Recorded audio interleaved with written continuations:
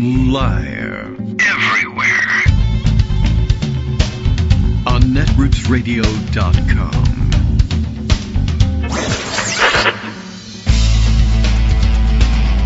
David Waldman. Kagro. In the mornings. Now, here's David Waldman. Hey, good morning, everybody. How you doing? It is Wednesday, July 9th, 2025. Time to do this all over again, and this time without Pocket. I wasn't really sure what to expect from Pocket today, except that they were shutting down operations. What it sounded like was they were saying that you could no longer, submit URLs to them and have them display in your saves, but they were giving you until October to download everything that you had saved, which is a nice thing for them to do, I suppose. It's supposed to just disappear and ghosting you overnight. But I wasn't sure what it really meant for displaying what was already there. But it sounded like you would still be able to read the things you had saved until October 8th. But that's not the case, sadly, or at least not on the desktop version. The phone app version seems to have something in the middle there. I just tested it out, just seeing, because, I found an article that I wanted to put aside just as an example and hit the button. And it said, oh yeah, we'll save it to Pocket, sure. And then when I went to look at Pocket on the phone app, well, the difference was it wouldn't display normally with the little tile and everything with the headline. It just showed me a URL and it was unclickable, but you could, if you wanted to, cut and paste it elsewhere. So I thought, okay, that's not great, but all right, just wondering. But the desktop version is just like, no, hi, how you doing? We're closed now. Go download what you have. So I'm not sure where I'll be fishing stories out of today, but what I'm looking for a new Read It Later app, and I've been researching them a little bit, searching online, and there's a dozen of them, more, 2 dozen, 10 dozen, perhaps.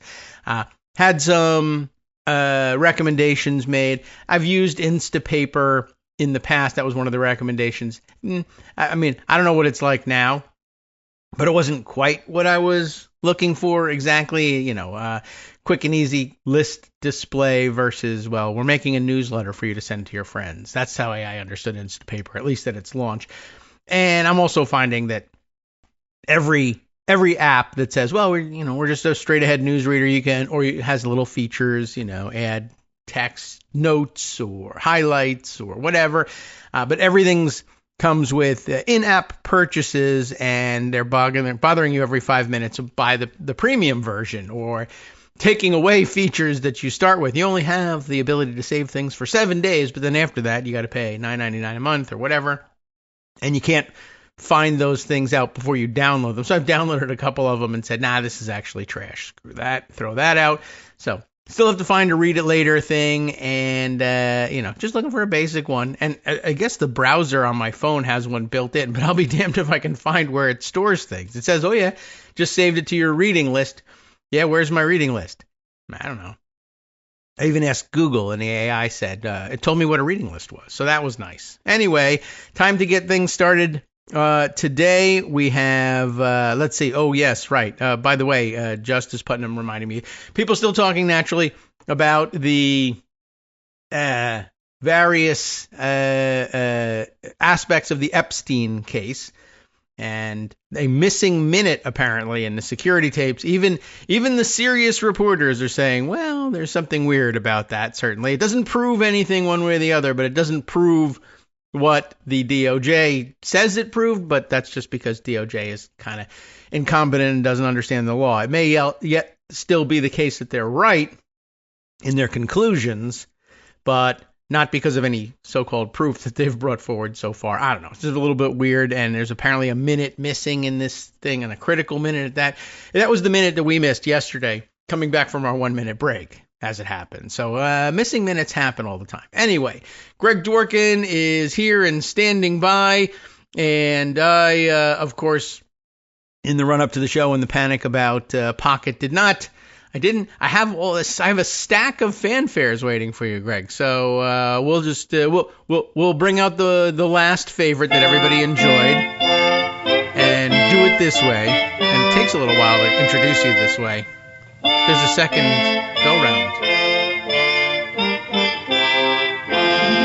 All right. Hello, Goliath. Well, How are you doing? That's it seems highly appropriate because I was going to start the very show regal. off with the big news. Oh, yes. Okay, yes. I've had a secret sneak preview of the big news. So, unfair for me, but I won't tell anybody. You tell them. What's that news? Uh-oh. I have a feeling you may have sneezed and then muted yourself successfully, but not unmuted successfully. How's this? This is much better. I would say 100% more voice. It now. said I was unmuted, but it lied. Right. Well, that's one of the new updates. A Trump Zoom. Yeah, AI mute button. You're muted. I'm not. So the big news is that Emmanuel Macron announced this morning that France is lending Britain the Bayeux Tapestry. I was born on the Bayou, as it happens. Yes, well, this is a different different Bayou. It turns out that the Bayeux Tapestry, of which, of course, depicts the Norman conquest, hasn't left French soil in 900 years. Right, unlike the Normans who have. Yeah. And I mean, talk about the delays at the airport. So finally... What about that Channel Tunnel? What's wrong with that? Why didn't that happen? The Channel, yeah. So finally, they're able to do it, and it's a sign of the ongoing anti-Brexit bond between France and Britain. Or and a of threat. Course, the conspiracy theorists are all over this, because the Bayeux Tapestry has all this Templar iconography embedded in it, and so it's secret signals and this and that and everything else. And, secret conspiracies are extremely important. Very popular. That's what's going on with the Epstein stuff. Yes, hundreds of years later, as it turns out, Epstein conquered Britain. And I don't know exactly what the relationship is there, but is this a veiled threat against the British? Yeah, exactly. From the we did it before. We'll do it again. Right. So, Pam Bondi, and Dan Bongino, and a number of other Trump figures were all in on the Epstein conspiracy. And Pam Bondi made the mistake of saying, "I've got the Epstein victims list here, and I'm reviewing it, and will announce it soon." Only to discover Trump was on it. So she said, "Oh, there is no list. Yeah. It's gone." Well. Oh, she had all That's sorts not good of things. enough. That is not good enough because the conspiracy theorists are saying, Bondi and Bongino, who promised that they were going to give us all this stuff, they've turned deep state and they have to go. Good. And so, I posted, I gave you a little clip, not a video, but a picture. Okay. Of Charlie Kirk. Oh, I see. Who says, "We have to get rid of Pam Bondi. Who wants to see this guy as Attorney General?" And it's a picture of Matt Gaetz. Be old enough. Okay. And as Sarah Longwell points out, to truly get to the bottom of the case about sex trafficking underage girls, you need somebody accused of sex trafficking underage girls. Oh, well. Takes it deep, So you got to know that sense in a weird way, and unfortunately, you bring in the experts, as they always say. Right. Well, speaking of experts, there is an actual expert on this, and her name is Julie K. Brown, and she is a journalist, and she broke the Epstein story for the Miami Herald. And basically, if you are wondering whether or not any of this at any point has any validity, run it by her. Okay. I did see that's who was commenting that I happened to see this morning, just saying, there's a lot that's wrong with the technology that was surrounding the cell. There is this missing minute. There's a lot of things that don't make sense. None of it proves there's a conspiracy. None of it proves that it was a suicide either, but there's just some weird blank spots about how this thing worked. They didn't do a good job. I sent you a cartoon by Mike Lukovich, my favorite political cartoonist, right at the bottom of the list. Yeah. And it's basically Trump bathroom, piles of Epstein files in boxes. Right, where the other secret documents once were. Yeah, the Mar-a-Lago bathroom today, he labels it. See, the point is they're hoisted on their own petard. They're stuck with this. It's not really a story. It's not something I'm paying a whole lot of attention to. The petard comes back, yeah. They've been petarded. And it's actually getting them very angry, and it's splitting them. It is kind of funny. it's not making the splitters into better people. It's making them into worse people. But they are angry. The worst people are the splitters, but that's what's so great about it. Yeah. Well, look, maybe they will stalk and harass one another into leaving the internet. Who knows? But yeah, it is funny the way they're doing this, and it's funny. I mean, we saw this a couple of weeks ago. Dan Bongino gave the interview, where he was already sweating it. He knew it was coming. He knew that there was no way to satisfy people with what he was seeing. And I don't know, it sounded like he was sending up a trial balloon what'll it be like? What will the reaction be if I tell you the evidence really doesn't hold up to any of our stupid theories?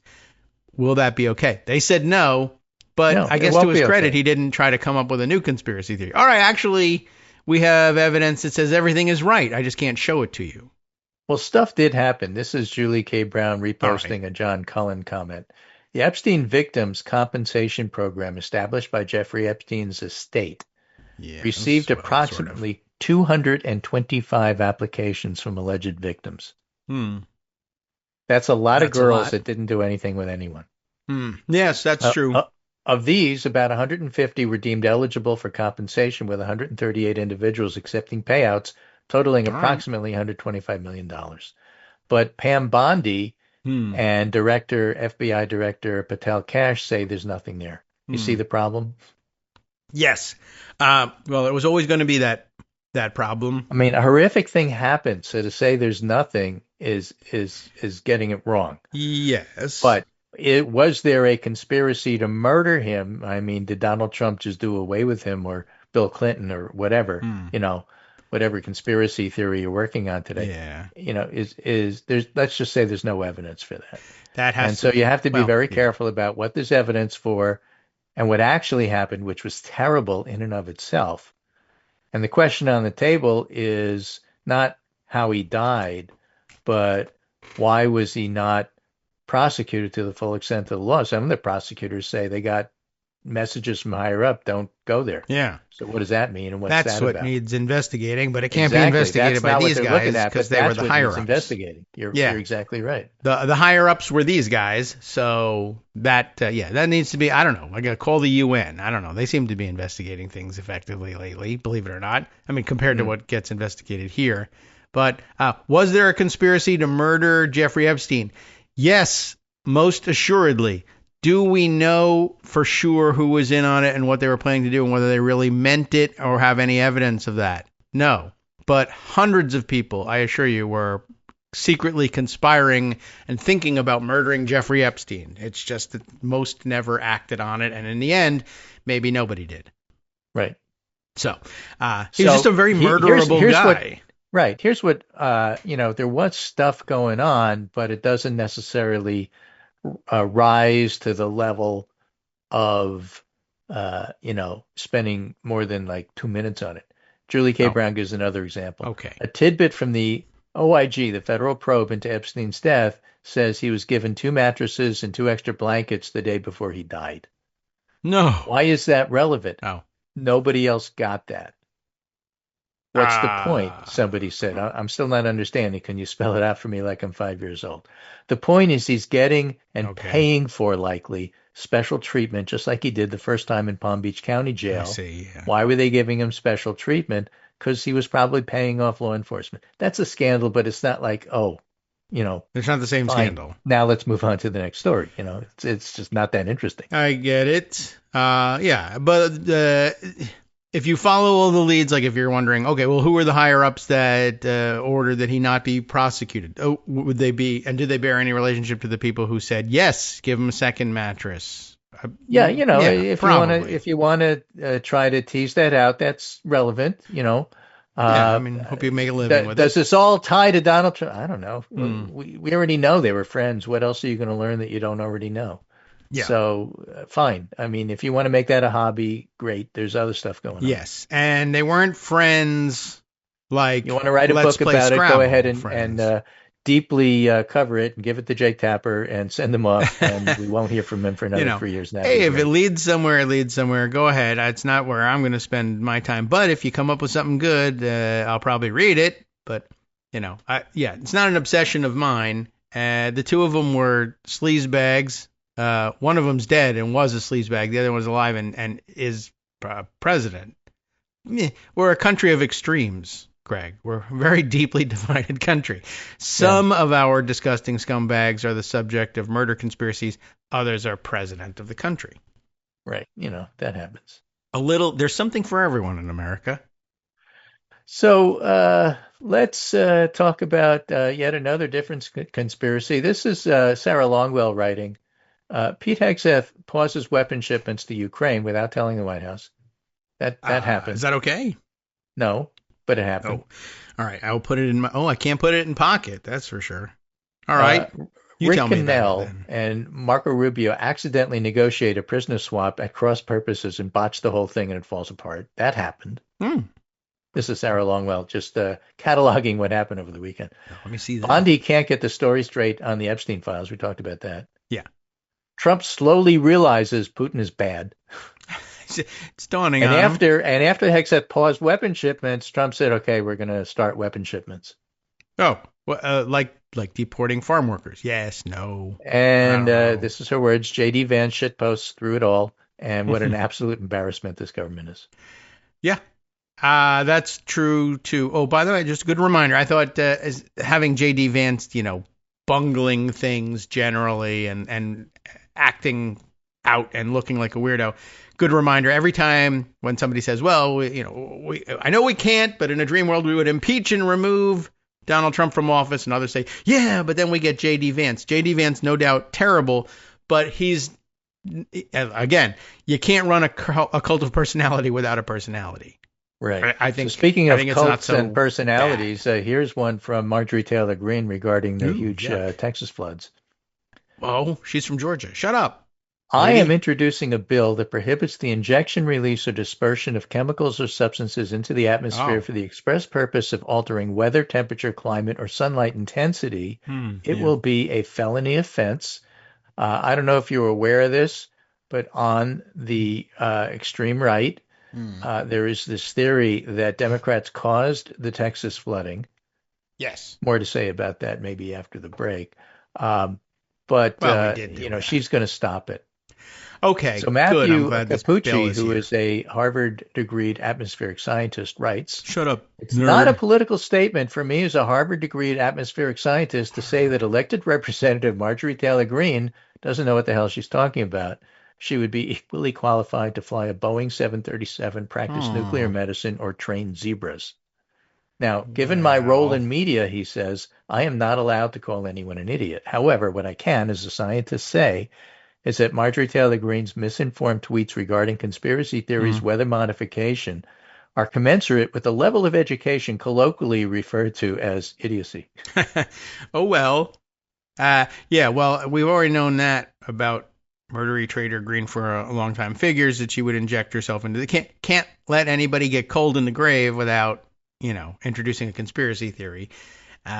So, by the way, exempt from all of this so far, the Jewish space lasers. So they continue in business unabated. That's nice. I'm glad we got a pass on that one. And that's good news. Setting fires is not the same as inducing rain. Yeah. So people have noticed this flooding. Right. And how bad is it? There's a guy, a part of the Cajun Navy. Oh, the rescue volunteers. Yes. Who go down there. Very appropriate for this because it's a flooding area. Right. Boats, and water. He's just overwhelmed by the amount of work and stuff that has to be done. 60 miles of the river flooded. And so far, something like 170 people have died. And what he's saying, being there on the ground, he told this to CNN, his personal guess, he's not speaking for anybody else, it's not official, but he thinks that the death toll may be like 500 or 600. Wow. And the reason he's saying that is that he's visited himself, just in a small area, several RV and campgrounds, which are gone. And that's not being counted in the missing people. And each of those campgrounds could hold as many as 100 RVs. And they're gone.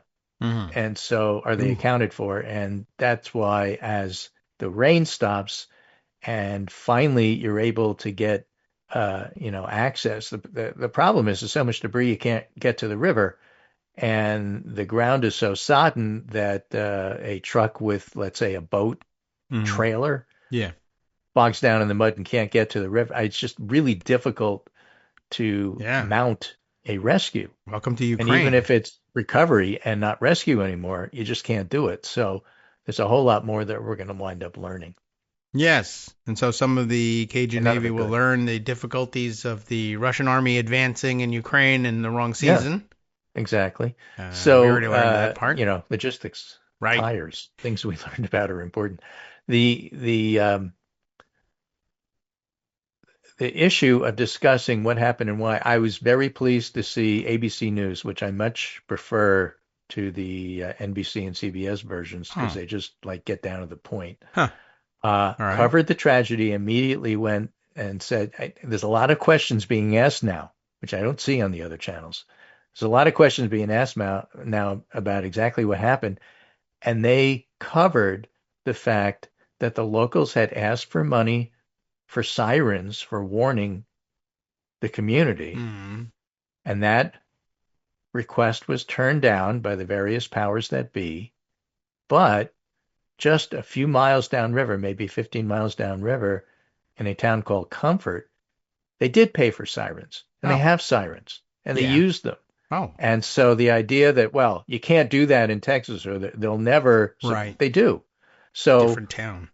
We talked about this for years, about H1N1 and preparing, about H5N1 and preparing for all sorts of pandemic probabilities, swine flu, and eventually COVID, all of those off the shelf. This is how you get ready for this sort of stuff. You cannot start preparing when the rain starts. You got to do it well in advance if it's to have any effect. And so legitimate discussions about how much money should you put into early warning systems, whether or not camps should continue to be built or continue to be habited in low-lying areas that flood, that are known to flood, that is basically in a place called Flood Alley, to give you a hint. Okay. Well, maybe you should move the camp, 40 feet uphill. Or it's been there forever. The valley so 40 feet down. Well, the issue of where, what, and how is just really complicated because no, National Weather Service cuts weren't the problem. Yes, they're understaffed. They weren't the solution. Warn people, and they did it, when they knew there was an issue, and there were hours, not days, but there were hours of warning. Did it get to the right people? Obviously not. Why? Because you can't rely on Facebook to get warnings out to people. Yeah. That's why the sirens is what happens if it happens in the middle of the night like this did. Well, you're not awake to look at your phone, so you got to do sirens. Well, we don't like we don't like spending money. Well, all of these things have been brought up before. Local managers, disaster managers, and emergency managers have said the locals don't want to spend the money. But if you don't, this happens. And the reason that it's so important to talk about now is when you have people's attention. So that's another reason, and we went through it in Sandy Hook. You're well familiar with it. The idea that, it's too soon to talk about this. We're too busy praying for those who we lost. No, now is the time to talk about it because you have everybody's attention. You even have Greg Abbott's attention. Yes. So don't blame the National Weather Service. Yes, it's bad, but that's not what happened here. You got to, as a local, decide what you want to do and how you want to approach local disaster preparedness. And that may mean, dare I say it, spending money. Yeah. That's an issue. And what an interesting story. I didn't realize that there was a nearby town that just made a different decision and I guess fared better.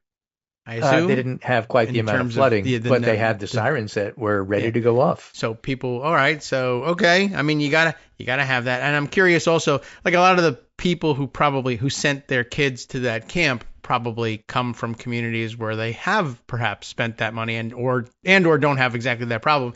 But the thought that they were sending their kids to a place that was, modern and took care of its residents. It's a famous camp. It's a Christian girls camp, but it's pretty famous in Texas because LBJ and family sent their kids there. And it has a lot of very well-known and well-heeled patrons. Yeah. One of the people lost, I guess, was a scion of the Hunt oil family. I see. So there's plenty of money involved here. And there's just a lot to unpack in terms of what happened and why. But a lot of it is attitude. Might end up with sirens. Yeah. That's possible. I don't know who's going to tell them when to set it off, but the camp is not. And I did wonder whether there was anything going on between like the town and the camp, and the town being, well, we're not going to spend money to warn, the rich kids' girls once 100 years, well, it's you too. Yeah, well, MAGA. I'm sending you a story from Pam Brown. All right, Pam. And I'm going to try to figure out, we don't have to play the whole thing, but maybe you should play a little bit of it. If I'm not mistaken, Pam Brown herself went to this camp. One of the CNN reporters went to this camp.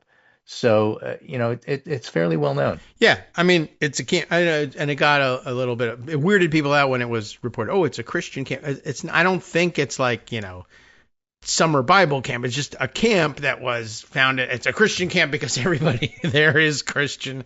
And I don't think it's like, an indoctrination camp or anything. It's just not a camp. An indoctrination camp, but that's how they advertise themselves. Yeah, well, so that's how everybody advertises themselves in Texas. Yeah, right. I'm making you anyway. A Christian I sandwich. sent you the link at the very bottom there. All right. And maybe we can play it after the break. Yes, maybe. I think that's a definite maybe. All right, I have to find all the buttons that you press to find the thing. There you go. Okay, Texas towns evacuation raises questions about Kerr County response. That's from CNN. Okay, excellent. Well, we'll load that up during the break, and then, we'll leave you guessing. You got 2 minutes to figure out whether you think we're going to play it or not. I mean, I don't know what else to do, so I'm going to bet yes. We'll be right back. Hi everybody, this is Scott Anderson, your summary guy. Were you looking forward to an egalitarian democracy free of bigotry, misogyny, racism, and greed, where people of different appearances, belief, and heritage had a right to live without fear, and everyone could expect a basic level of health, stability, and safety throughout their life? Well, too bad. The plain fact is that we're heading in the wrong direction.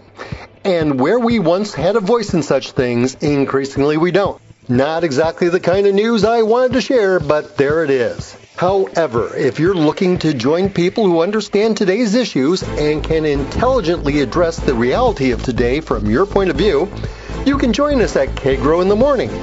As you know, there aren't many of us out there, at least compared to them. We need to stick together, and by that I mean send us money. That is contributions to patreon.com, secure, reoccurring contributions. Those contributions keep this show on the air and us together. We've been through a lot together. The temporary loss of the presidency, we hope. The temporary loss of the House, the Senate, the Supreme Court, we hope.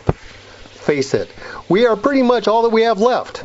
Remember, we couldn't do it without you, and you shouldn't do it without us. We're in this together, so thanks. All right, welcome back now to the Kagro in the Morning Show here on Netroots Radio, and let's see. All right, so I've discovered that the video that Greg sent me, I'm gonna have to click through to it again because it's one of those things that doesn't have any controls on it, and won't let me scroll to the middle of the screen, and it won't let me rewind. So I'm gonna reload this thing. But tell me again what the hell are we looking at here? So Pam Brown, who, if I'm not mistaken, went to the Camp Mystic as a young lady, as a young girl, is down in Texas and talking about what happened at Mystic, but she's in a town called Comfort, which is about 20 miles downstream, and that town invested in Sirens and successfully carried out evacuations. And she's talking about the kinds of questions that raises for everybody else. Yeah. Like questions like, I have to go cover this and I need a hotel. Where should I stay? Siren place or no siren place? Siren place. And so there she is. She's stayed hotel in place because well, there's no hotels. Right. Everything else. That's another thing, right? That's yeah. Well, that'll answer the question for you. But remarkable that Siren Place still standing and the other place not, even though the sirens weren't used. All right, let's load this up and then it will start playing and then I'll pause it and then I will unmute it. This is what you have to do to produce this thing. All right, Texas Towns evacuation raises question about Kerr. How do they say it? Kerr County. Not her county, but Kerr. Okay, got it. Let's see. Sharpen over whether officials here in Kerr County, Texas could have done more to avert the loss of life. A starkly different picture is emerging downstream in the town of Comfort, Texas. We got a call from Kerrville upstream saying, hey, water's rising here. And what time was that? Maybe 4:30, something like that. And so we called everybody in and started, again, preparing. And then probably by 6:30, we started doing evacuations. I want to, all right, well, I paused it, but what that did was then sent me to the governor's thing. So, not loving the controls on this thing. I was going to just comment this observation. One, he doesn't sound like, Texas drawly. That's interesting. And two, I'm just commenting on the production value of this thing. I guess this is shot vertically. It's like, I guess Pam Brown brought her phone and two lavalier mics. It's like they did it on Instagram instead of YouTube. And that's exactly what it is. The two of them were holding those clip-on lavalier mics as though they were microphones. They didn't even give her CNN microphones, right. I guess. You don't even need to play the rest of it. Okay. I think the point's been made that it's legitimate to do this. And one of the reasons I was saying I was liking the ABC News report is they had one of their reporters talk to one of the town emergency officials closer to the flood zone. Kerrville. Who asked the question, do you think that more could have been done? Well, this isn't the time. It's too soon to be pointing. Well, I'm not pointing fingers, sir. It's just that there are a lot of legitimate questions. He wasn't blown off by it. Yeah. And then push the manager, can you tell us the time frame? Give us a timeline. When did you learn about this? When did you hear that there was an issue? When did you hear from the National Weather Service? When did you activate whatever plans legitimate questions? And his answer was, well, I'm not prepared to answer that at this time. But that's okay. That's different than blowing the guy off and saying, it's too soon to talk about this. We need to pray. Look, you nailed me with a question I can't answer. I will get back to you on that. It's an important question that I acknowledge is important to ask. And that's a start. That's better. And that's why it's important that CNN covers it this way. And so now you have two separate networks pointing out. I first heard about the fact that Comfort has sirens and did evacuations, on ABC. And then I see CNN covered it even more in depth with this video that's difficult to manipulate. From a control point of view. But the legitimate issue is there, and it is being asked. And Abbott, as governor, simply can't blow it off and say, well, it's all the National Weather Service's fault. Yeah, no, that's their attempt. It's their first line response. I did pause it on. The caption tells me that she's asking him, did you blare the sirens? So did we get an answer? We'll play that part. Okay. The sirens? Find out. Yes.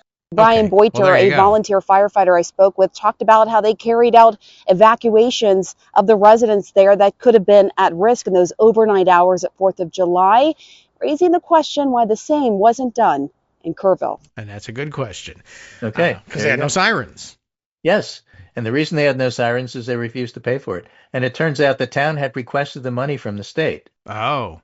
And the state kept turning them down. I mean, there's a lot of stuff that needs to be unpacked here, but it's perfectly legitimate to be asking these questions. Sure. Absolutely. I did see part of the press conference with the local police, the sheriff's office, and they were more on the side of shut up, your questions are dumb. And that's what I'm saying is that news media is not giving this up. They haven't completely, because it's not the Trump administration and because it's not something they're being intimidated into because of mergers. They are asking those questions, so that's good. It's good practice. You gotta exercise those muscles. Remind yourself this is what you're supposed to be doing. Yeah. All right. Otherwise, you atrophy. Yeah. Yeah, the sheriff's department was generally like, and when they got pressed on, well, I can't answer that question. Well, can you answer this one, this one, this one? And they could, but instead they were like, look, our priority right now is finding the people who were lost. Really? Then why are you here? I don't know. You asked for a press conference with hats and guns, and we gave it to you. And I'll tell you, you know what it reminded me of? What? Uvalde, Texas. Yes, I still a lot of people say that. Actually, I didn't know if it was the same response. How dare you? You know, we're in the process of grieving. How dare you ask us difficult questions? Yeah, and we know how that worked out. Everybody was fine. Maybe that should be the question. Why are we always asking the difficult questions of why nobody did anything? And why are you always yelling at us for asking the difficult questions that you know are legitimate and need to be answered? Why does this keep happening here in Texas? Definite Uvalde vibes. Does Greg Abbott have a question for that? Texas is very big. They're going to have a lot of anything, a larger share than most, I guess. But yeah, why do you police guys, why do you sheriffs keep having press conferences and then not having answers and then yell at us for asking you hard questions? If you don't want to answer questions, go do your mission or whatever the hell you say you're spending your time on, and don't have press conferences. Now, Sheriff. This is a parallel story, not about the floods. But nonetheless, we'll circle back to it because I think it's just fascinating in terms of what it discusses. And this is a story by Peter Wehner, George W. Bush's evangelical outreach guy, in the Atlantic. Why evangelicals turn their back on PEPFAR. Oh, okay. A religious movement that has so often taken public stands has been unusually quiet since Trump gutted the program to combat AIDS in Africa. Mm-hmm. So basically what he says, the President's Emergency Plan, PEP, for AIDS relief, PEPFAR, that's what that is, first authorized by Bush in 2003, was the largest commitment made by any nation to address a single disease. Huge success, credited with saving 26 million lives, enabling almost 8 million babies to be born without HIV. So, I've said this to you before, but if you're going to talk about the W. Bush administration and ask, well, what good did they ever do? There's two things they did right. Right there. PEPFAR and preparation for flu. Okay. They started the whole PrEP program under pressure, really which turned out to be useful because that's the program, essentially, that was used when COVID hit, and at least they had something. Yeah. So Wehner was a big advocate of PEPFAR within the administration. It was not difficult. It was not easy to pass. It was very difficult to pass, but it finally did. And he points out, not only is PEPFAR the single most successful policy to date in U.S.-Africa relations, it's one of the most successful foreign policy programs in U.S. history. Wow. And, of course, Trump canceled it. Get rid of it. Boo, success. On his first day of his second term, Trump issued Executive Order 14169, calling for a 90-day pause in all foreign aid development, subsequent stop work order, froze payments, and USAID was dissolved. And that was the main U.S. organization that provided humanitarian aid and primary implementing agency for PEPFAR. And then he talks about why have so many evangelicals remained silent. This is a program that I, as an evangelical, fought for and many evangelicals supported. Is it mostly explained by ignorance, indifference, compassion fatigue, or maybe fealty to Trump? Is the silence among ministers explained by fear of upsetting congregants?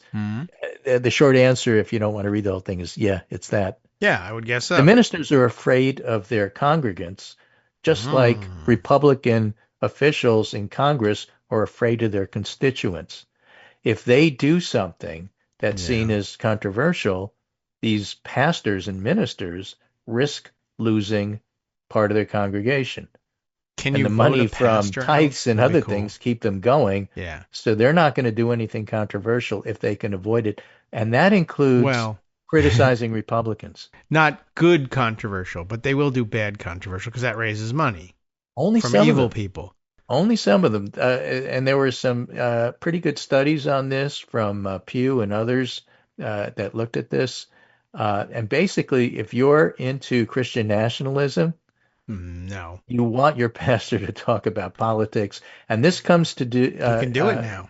To light in terms of the recent ruling that it's okay for churches and religious organizations to endorse. Right. And when we say ruling, we don't mean a judge that really considered this. We mean a regulatory decision by a guy who's ruling the country says, yeah, sure, go ahead. Nothing has changed. We're just we're saying it's okay if you're our kind of pastor. And well, but PS, what's interesting is you're not studying that most pastors don't want to do that. They've been trained not it's to. It's very rare that you have a congregation that's unanimous in terms of one person. Yeah. Well, that's so they won't, and we know this from interviews. But Weiner goes on to say he talks to these folks all the time. He asks them, and he says the story they tell is a complicated one. Several said that most Christians and most pastors aren't aware of PEPFAR. And he said for some, the issue seems distant. A lot of churches caring for the least of these want to do it at home. All right. Some ministers cite an aversion to becoming involved in politics, especially politics that might roil a congregation. Many Christians believe the church is meant for worship, not for guidance on policy. One person told me the pastor's responsibility is to preach the word. In general, I think it'll only polarize and fragment the church further if we do anything else.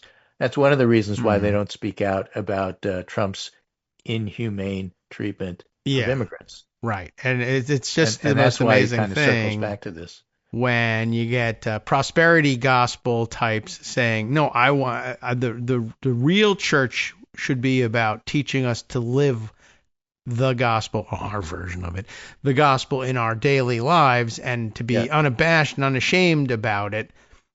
Which is why Weiner, as the poor, evangelical, is wondering, why aren't you there? Right, because the truth is, just like this ruling that you can now endorse politicians from the pulpit, I already am anticipating the 6-3 Supreme Court ruling. Not like that, you're not allowed to. Everyone can endorse from the pulpit so long as you endorse Trump from the pulpit. Endorse someone else, you got a real problem. A principled aversion to politicizing the pulpit was sometimes difficult to distinguish, he writes, from a very human fear of speaking out on issues that might trigger an angry response from Trump supporters. Yes. Even pastors whose moral conscience might make them inclined to speak out against the decimation of PEPFAR think twice about doing so, because they don't want to become the target of attacks by members of their own congregation. Yeah. One conservative-leaning pastor confided to me, sometimes I wish I weren't a pastor so I could speak more clearly. Now, again, I wish you weren't a pastor too. Cross out PEPFAR, write in immigration, same story. Yeah. PEPFAR, I keep thinking of is that's the military abbreviation for Pepperidge Farm, by the way, as in case we ship goldfish to the soldiers from PEPFAR. You talking PEPFAR or FUBAR? I get them confused. PEPFAR remembers. That's the important thing. That's right. Yeah, well, this is a huge problem for giant evangelical churches who insist that living the gospel should be how policy is made in this country. All right, help the least of us. No, not that policy. The policy where Jesus gives us money. In terms of how it breaks down. A pastor in the Presbyterian Church in America, a conservative denomination, put it to me this way, Peter Winter. There are pastors who act like gatekeepers and spend an inordinate amount of time publicly shaming those who they politically disagree with on social media, putting pressure on them to respond or call for resignations. He worried that the attacks would distract him from his responsibilities to his local congregation. What do public statements even accomplish in such a polarized environment other than to bring grief on my family and church? And he's hardly alone. Any pastor who's ever ventured to speak out on a controversial issue, whether it's moral or not, knows he'll get tremendous angry feedback from some of his people. A man who had pastored an influential evangelical church in Northern Virginia told me. This causes him to hesitate. He wonders if addressing the issue to his little flock will really be helpful to anybody. If he were still pastoring his church, he hopes he would speak out, even if he would do so reluctantly, because a pastor must also warn his sheep of the dangers around them. That's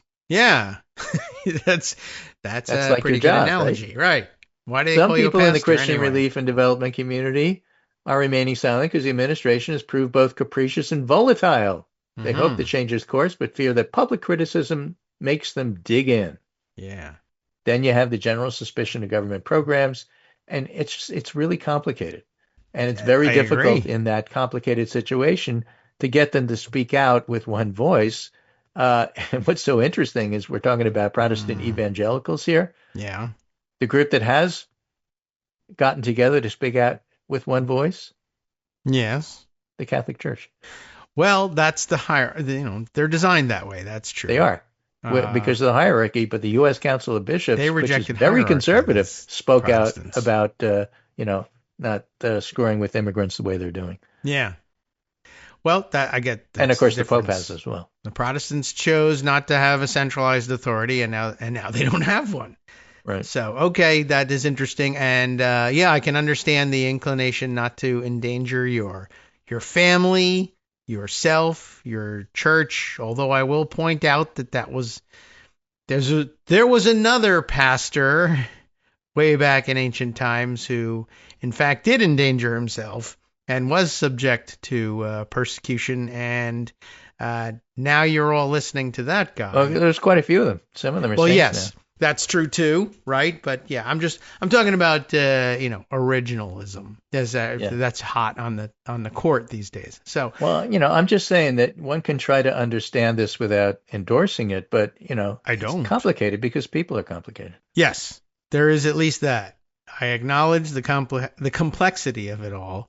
And maybe the result is you don't hear these voices, and it's a shame. It is.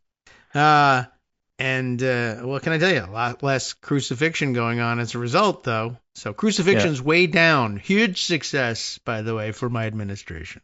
So again, going back to what happened in Texas, what's important is to try to understand the different conflicting cross currents and issues here, while at the same time not in any way, shape, or form being tolerant of hiding behind your religion as a way of not having to talk about it. You should be praying for these people. Why should we be answering questions about emergency management? No, that is not going to fly. Well, I prayed this morning, and now I'm asking questions. Here's, from a elite 1%er, I just thought this was a fascinating, also parallel story about how it has to happen to you before you get it. Okay.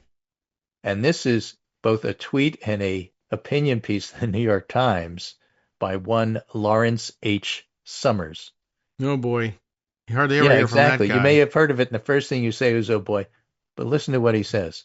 Yeah. My daughters, who practice medicine and social work in rural New Hampshire, he wrote on Twitter, made me realize that a focus on macroeconomics, while valid, misses the human brutality that I now see as the most problematic aspect of the OBBB, the One Big Beautiful Bill legislation.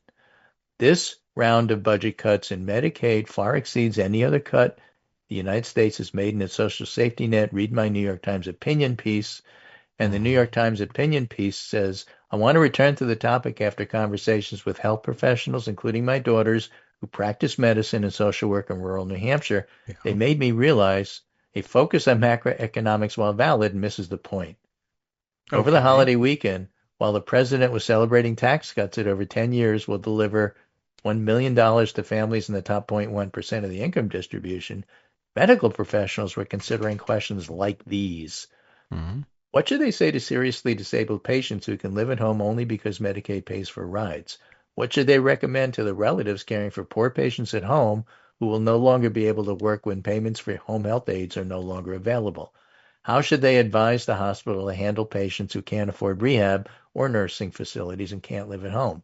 Should they still feel proud of and committed to the work of giving comfort to the lonely, poor, and elderly when their country's leaders have decided more money for the most fortunate is a higher priority? How can they face patients who will be evicted from the hospital with perhaps as little as a cab voucher when their stays end? And you read this and scratch your head and say, this is Lawrence Summers? Where you been?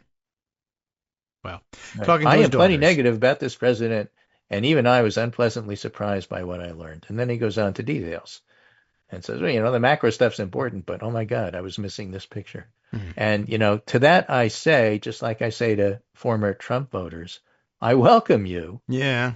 So long as you never vote for Republican again. Yeah. And he may not have. I don't think he was a voter for Trump, but okay. What can I tell you? It takes sometimes the New York Times set. We're begging for them to come around. There are still some weird holdouts that run the paper. Right. That won't come around, but okay. I don't know if you remember the sort of ending scene from Blazing Saddles. Yeah. From 100 years ago. Well, it was 100 years ago. The town of Rock Ridge finally decides to let the sheriff stay. Yeah. And then at the end, they say, okay, well, we learned our lesson. Everybody can stay, except the Irish. And they sort of, stare at him. Oh, okay. The Irish do. Everybody's welcome. All right. And so I get to Lawrence Summers, who you say probably never voted for a Republican. We don't know that.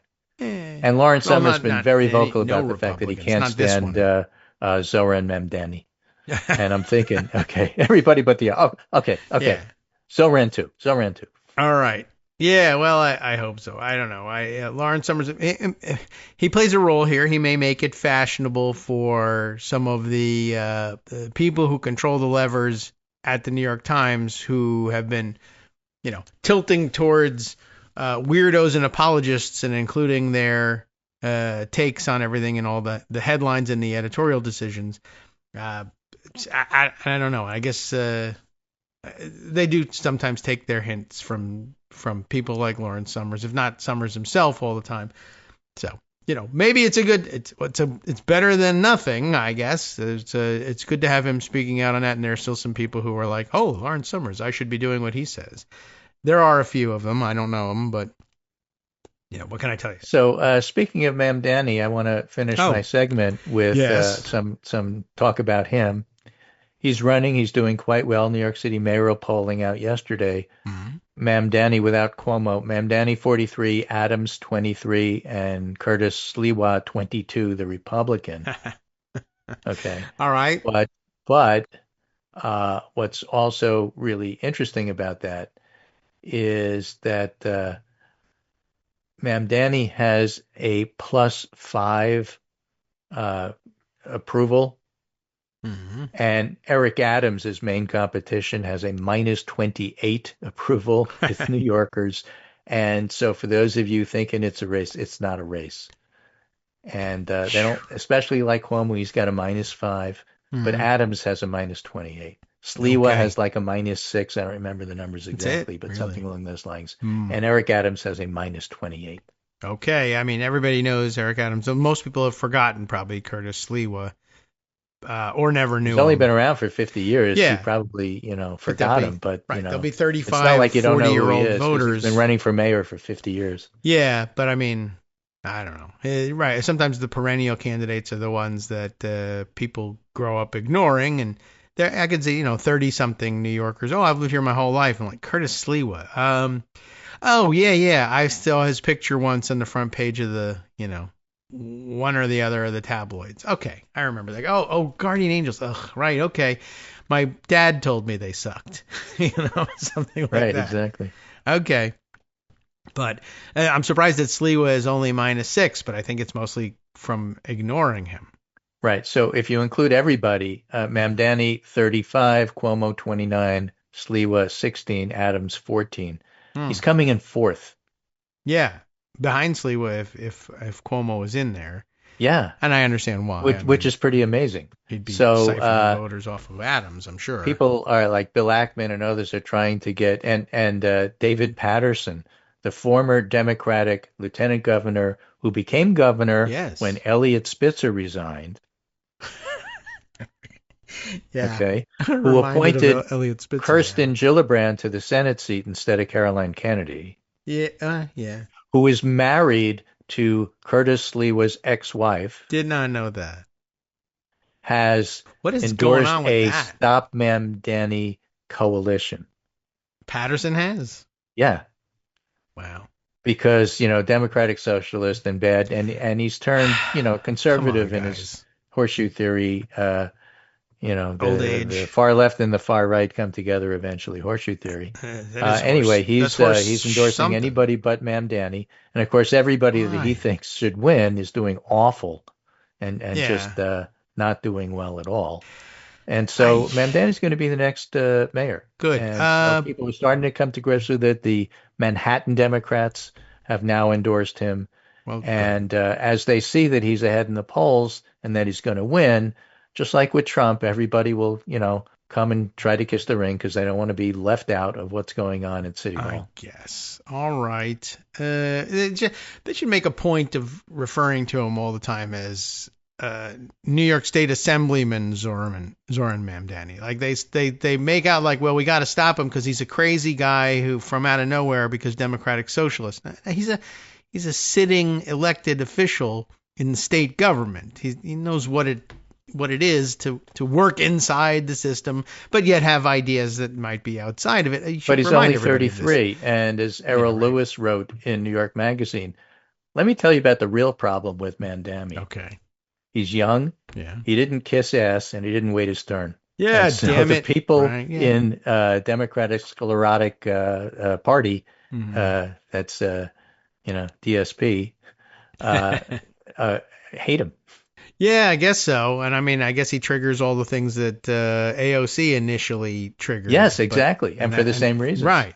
And yet, I guess at this point, if you put the two of them together, right, I wasn't a big fan of running around saying Zoran Mamdani is the key to success everywhere for everybody. That's clearly not going to be the case. But you could say, well, certainly in this area, seems to be a kind of a popular thing, and you can actually win office away from other Democrats this way. Right. So what are you going to do? Right. So this is Michael Lang, who's been writing about New York City politics and is one of those young up-and-comers who made a name by predicting that Mamdani was going to win, writes that, he's doing something really different, and it's going to matter. Winning. And he says, more than anything, that'll be due to the soft power of his voter coalition. As a Democratic nominee who just ended a political dynasty, he'll be inoculated from the establishment's worst instincts due to the vastness of his victory. I mean, he won by 13 points. Yeah. Hey, I saw you haven't endorsed me yet. Did you see I won 2/3 of the vote in your district? Is what he's going to say to them. Yeah. And instead of winning over the political institutions, he built his own. And he's getting union endorsements, and he's getting other people.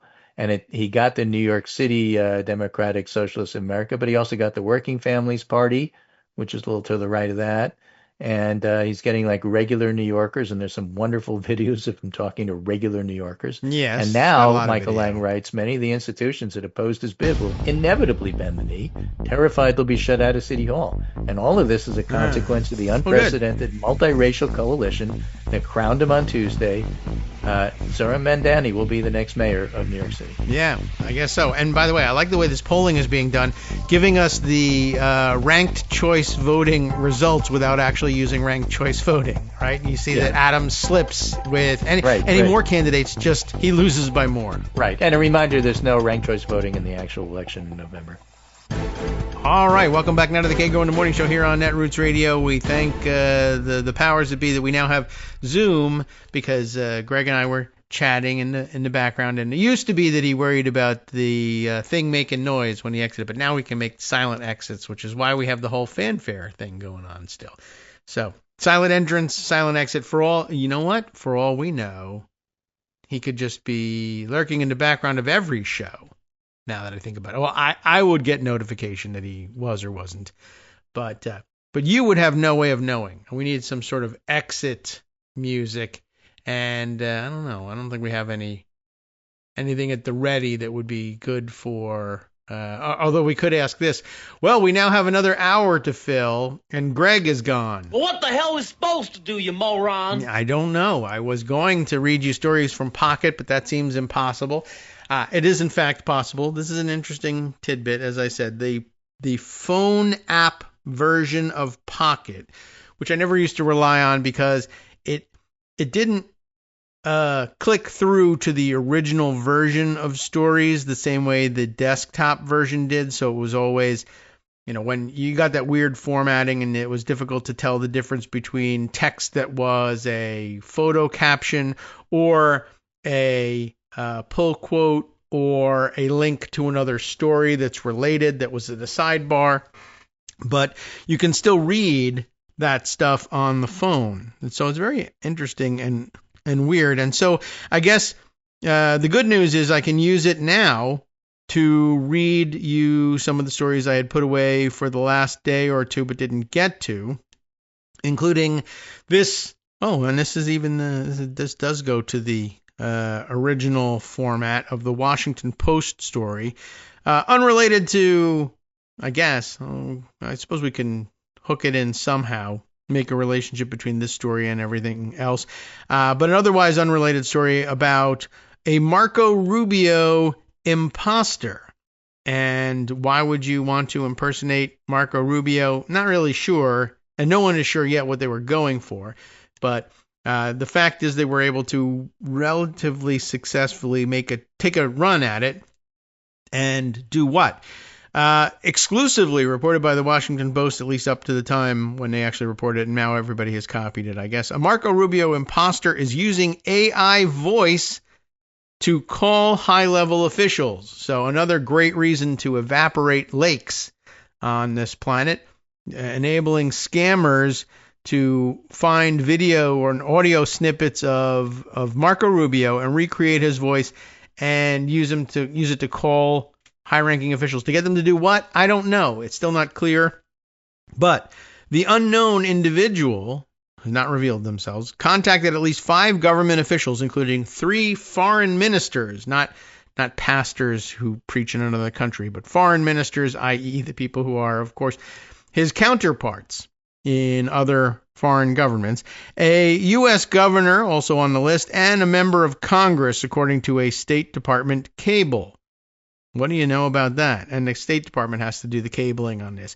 Warning, if you think you're getting a call from the United States Secretary of State, who is also the head of USAID and also now National Security Advisor, or at least he is acting National Security Advisor. And I think, by the way, should point out, this may be the first person to hold, well, one of the problems was Marco Rubio holds every job. Every time they fire somebody or something happens and they lose the head of an agency, the big joke for the first couple of weeks of the Trump presidency, a couple months, was that they would just give that job to Marco Rubio. And he had like 5 things going on at once.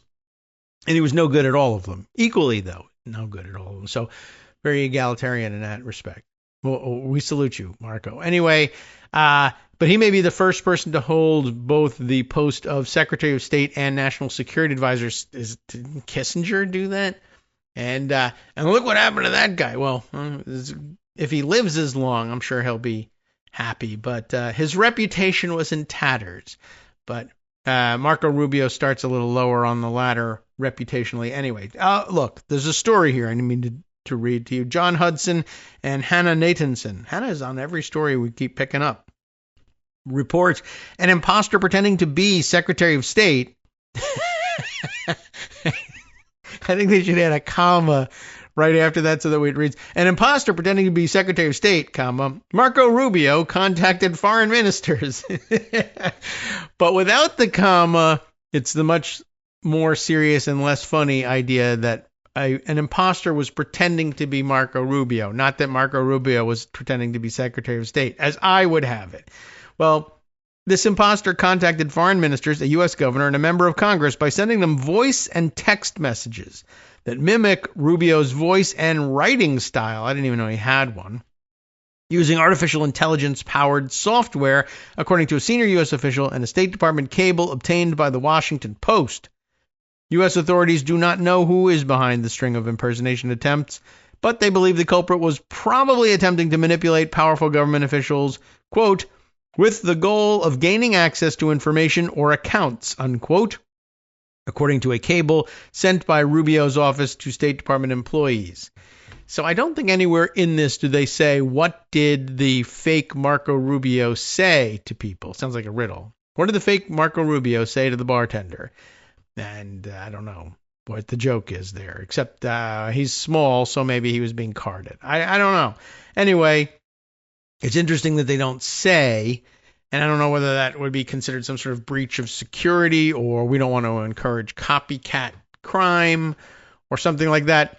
But it's interesting that I guess somebody has access to the text of what the fake Rubio said, and it still leaves them guessing, or at least officially they won't acknowledge that they know what was it they were trying to get.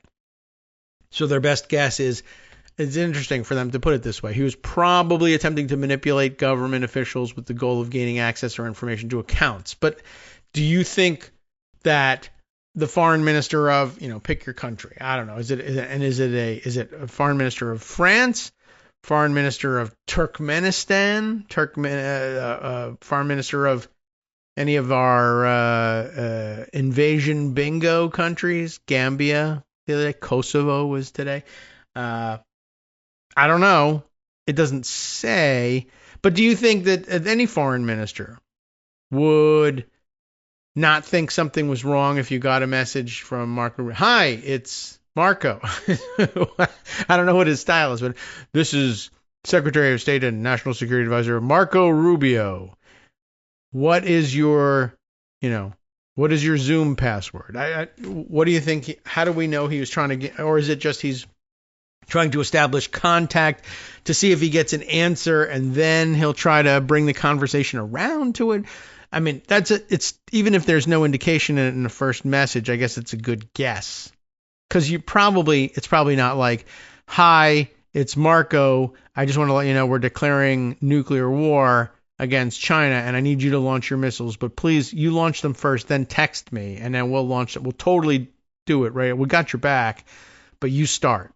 It's probably not that, but I guess he never got around to making his request, or they would be able to say, now we do know what he was after, or maybe they were instructed, please don't say, or we're not going to tell you because we think it would be dangerous if you knew. I'm just curious about that. They don't really hint at the answer in here either. But anyway, using both text messaging and the encrypted messaging app Signal, and maybe that's what we mean by mimicking your writing style, using Signal, which the Trump administration uses extensively, as they remind us, the imposter contacted at least 5 non-department individuals. Remember, this is a State Department cable, and they see the world. There are 2 classes of people in the world: State Department people and non-State Department people. That's kind of the way it is. Right.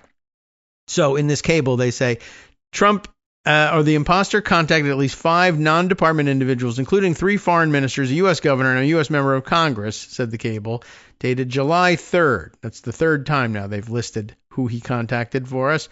The impersonation campaign began in mid-June when the imposter created a Signal account using the display name marco.rubio@state.gov, which is remarkable that you could even take that name, that wasn't, snapped up and blocked at some point, just, registered and left unused by Marco Rubio and the people at the State Department looking to prevent that. But I guess that's also one of the problems of moving to Signal, right? First, there was, this is a commercial messaging app, and although it's supposedly encrypted, you don't really want important government business being done through the hands of a third party that, you don't really know where their loyalties lie and to which country, if any.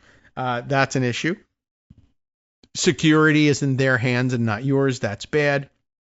And generally speaking, I think all previous administrations would be able to rely on everybody else's good judgment. I think this is a fake because the Secretary of State of the United States of America would definitely not be contacting me via Signal. They have their own communications network, and they would be using that instead. But now they do use Signal, so now you got to worry. And so this opens up a whole new can of worms.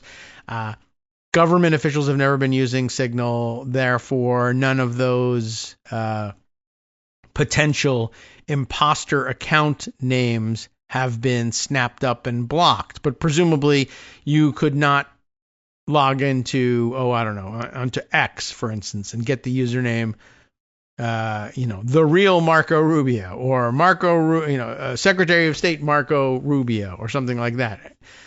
Those things have probably been taken and blocked, or maybe just being used. But anyway, that's one of the dangers of expanding onto another unofficial third party is there's a lot of prep work that hasn't been done, like making sure that no one can just say, I'm marco.rubio@state.gov. Well, anyway, they used that display name to contact unsuspecting foreign and domestic diplomats and politicians. The display name is not his real email address, so don't mail him and congratulate him or complain. The actor, that's interesting too. This is the person who acted. We're not sure whether they are a performing arts actor, right, doing acting, but this entity, this actor, left voicemails on Signal for at least 2 targeted individuals, and in one instance sent a text message inviting the individual to communicate on Signal, said the cable. It also noted that other State Department personnel were impersonated using email.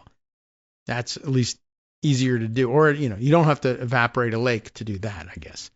When asked about the cable, the State Department, by the way, so eliminating from the list of suspects, not Greta Thunberg. I'm sure it wasn't her. So she's out of consideration. When asked about the cable, the State Department responded that it would, quote, carry out a thorough investigation and continue to implement safeguards to prevent this from happening in the future. Officials declined to discuss the contents of the messages or the names of the diplomats and officials who were targeted, and that just sounds like a security thing. In addition to the effort to impersonate Rubio, several recent impersonation attempts have targeted high-profile U.S. officials. In May, someone breached the phone of White House Chief of Staff Susie Wiles. I don't think I remember reading that one, but it's linked to here, and began placing calls and messages to senators, governors, and business executives while pretending to be Wiles. I wondered whether they bothered using an AI model for her voice or whether they just got her phone number and called people up and guessed and made a high-pitched voice. Hi, this is Susie Wiles. I need you to transfer $1 million to my account immediately. I have no idea what she sounds like, but like if you called Tommy Tuberville, that would probably work. I'm not saying why. I'm just saying it would probably work. Well, anyway, that was all reported by the Wall Street Journal some time ago. The episode spurred a White House and FBI investigation, although President Donald Trump dismissed its significance. Why? Because, as he said, Wiles is, quote, an amazing woman who can handle it. I'm not sure what he meant by that. Like, she's an amazing woman. Terrific. She's amazing. But her phone has been hacked and someone's using it to try to contact members of Congress. Yeah, but she's amazing. Well, true, but we have this problem, sir. Well, she can handle it. And I think he meant, oh, well, like they might be leaving messages that are defamatory in some way to her, but she can handle it because she's got a thick skin. That's, again, not the issue. She can handle it like she can find out who did it and punish them. Not as White House Chief of Staff, although in this White House, I guess anything's possible. It was just, she can handle it. She's not handling it, and it should be handled, and not by her, but we're not handling it generally, is what I took away from this statement. The FBI declined to comment about the Rubio imposter. Impersonating a federal officer or employee to deceive or obtain something is a crime, but, that'd be interesting to see. Trump is going to eventually, well, I like that person, and so I'll pardon them. It's a crime, okay, but they got to catch you first. Hani Farid, a professor at the University of California at Berkeley who specializes in digital forensics, said that operations of this nature do not require sophisticated actors, but they are often successful because government officials can be careless about data security. This is precisely why you shouldn't use Signal or other insecure channels for official government business, he said.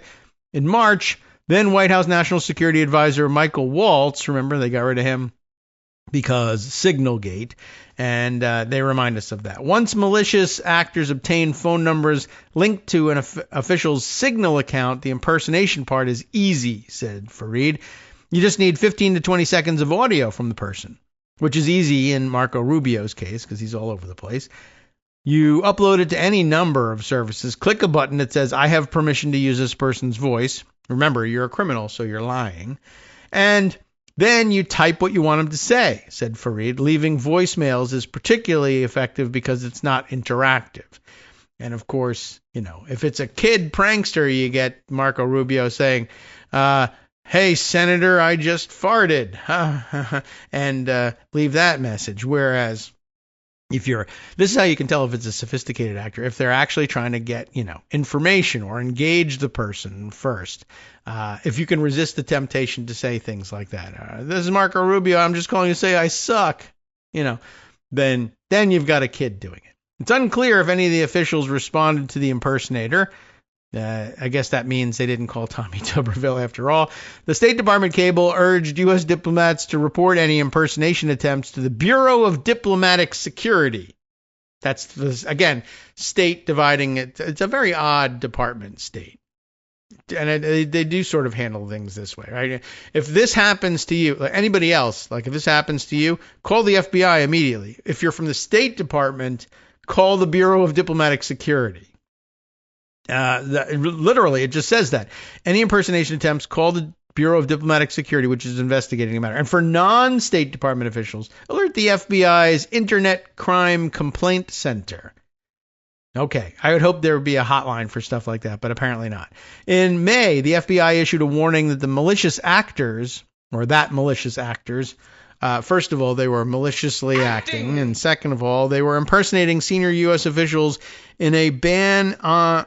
They were impersonating senior officials in an ongoing malicious text and voice messaging campaign intended to target other senior government leaders and their contacts.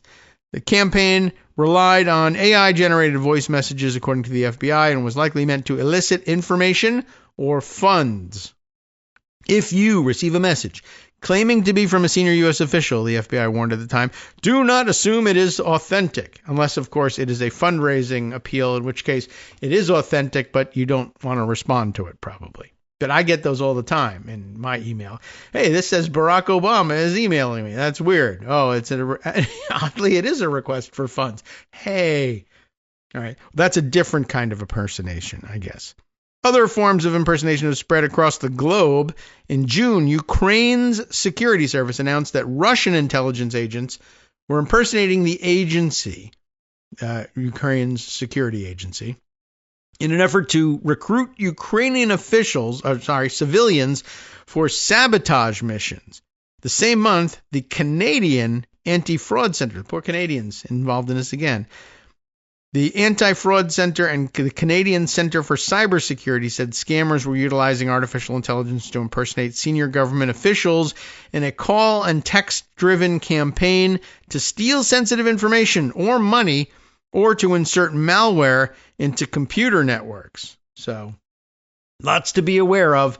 And they caught these impersonators in Canada because they didn't say sorry enough times in their text and messages, and they made it immediately obvious that it was a foreigner doing it. All right, I don't know.